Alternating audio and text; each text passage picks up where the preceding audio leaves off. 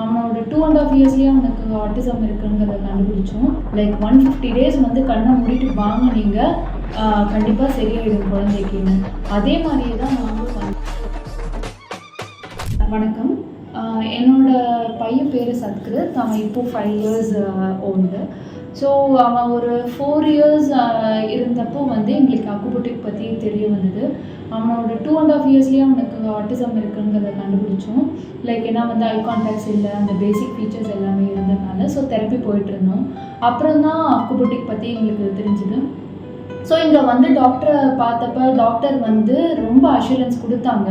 Like 150 days வந்து கண்ணை மூடிட்டு வாங்க நீங்கள் கண்டிப்பாக சரியாயிடும் குழந்தைக்குன்னு.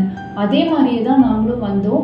ஃபஸ்ட்டு 70 to 80 டேஸ் வந்து நாங்கள் எதுவுமே எதிர்பார்க்கல அந்த இம்ப்ரூவ்மெண்ட் வரணும் அப்படின்னு. ஏன்னா டாக்டர் கிளியராக சொல்லிட்டாங்க 90 டேஸ்க்கு நீங்கள் வந்து எதுவுமே எதிர்பார்க்காம வாங்க அப்படின்னு சொல்லி.